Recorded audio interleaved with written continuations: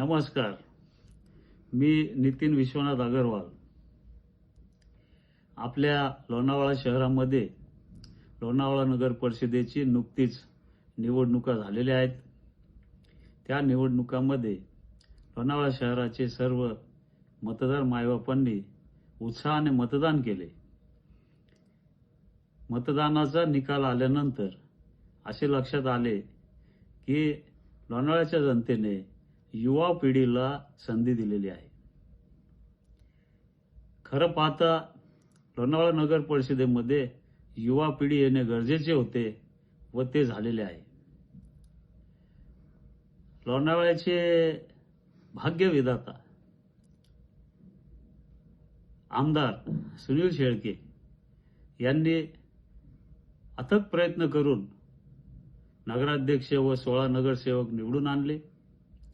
काँग्रेसचे 3 नगरसेवक, भाजपचे 4 नगरसेवक, 3 अपक्ष अशी ही कौन्सिल तयार झालेली आहे. या कौन्सिलमध्ये अतिशय उच्च शिक्षण घेतलेले दत्तात्रय येवले हे आहेत. या कौन्सिलमध्ये 5 वर्ष नगराध्यक्ष व 5 वर्ष नगरसेविका राहिलेले अत्यंत नगर परिषदेचा दांडगा अभ्यास असलेली उषाताई चौधरी आहेत. या नगर परिषदेमध्ये युवा सन्ना राजू चौधरी आहेत, मुबीन इनामदार आहे, धनंजय काळुके आहे. सर्वच चांगली लोक आहेत. या सर्वांनी मिळून नगर परिषदेचं कामकाज व्यवस्थित करावं, जोमाने करावं. खरं पाहता आपल्या लोणावळ्यामध्ये पर्यटकांना खूप संधी मिळाली पाहिजे की ते जास्तीत जास्त पर्यटक लोणावळ्यात यायला पाहिजे. त्यामुळं लोणावळ्याचा विकास होईल, अर्थकारणाचा विकास होईल. लोणावळ्याचा सर्व निवडून आलेल्या नगरसेवकांनी यासाठी प्रयत्न केले पाहिजे. मला अनेक फोन आले की स्वीकृत सदस्याचं काय, तुमचं काय. मला असं वाटलं की भरपूर संभ्रम निर्माण झालेला आहे. म्हणून मी सांगतो की मी स्वीकृत सदस्याच्या स्पर्धेमध्ये नाही आणि स्वीकृत सदस्य मी होणे तिथं गरजेचं नाही. त्या ठिकाणी स्वीकृत सदस्य मी नसताना सुद्धा व्यवस्थित कामकाज चालेल हे मला खात्री आहे. माझी आमदार साहेबांना आवाहन आहे, विनंती आहे की त्यांनी 3 स्वीकृत सदस्य मिळवावे व जास्तीत जास्त लोकांना स्वीकृत सदस्य होण्याची संधी द्यावी. आपण 1-1 वर्ष जरी दिलं तरी 15 लोक स्वीकृत सदस्य होऊ शकतात. 6-6 महिने दिले तर 30 लोक स्वीकृत सदस्य होऊ शकतात.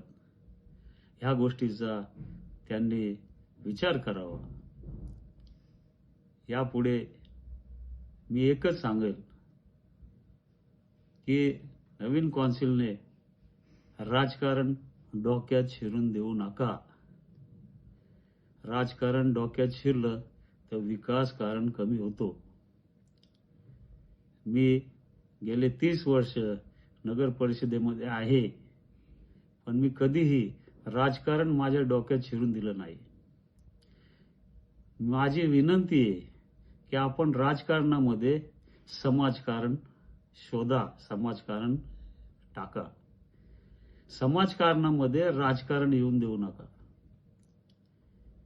मी श्री सत्यनारायण मंदिर चॅरिटेबल ट्रस्टच्या माध्यमातून सेवावाहिनी चालवतो, इतर सामाजिक कार्य करतो. त्यामध्ये मी कधीही राजकारण शिरून दिलं नाही. माझ्या असं निदर्शनास आलं की काही लोकांना असं वाटतं आता नितीनशी कसं बोलायचं, काय करायचं. तर तसं काय समजू नका. तुम्ही अर्ध्या रात्री मला फोन करा, मी तुमच्या सेवेसाठी हजर आहे. आणि मी समाजकारणामध्ये कधीही राजकारण आणत नाही. तुम्ही मला सदैव माझ्या समाजकार्यामध्ये मला साथ द्याल, मला संधी द्याल ही माझी अपेक्षा. जय हिंद, जय महाराष्ट्र.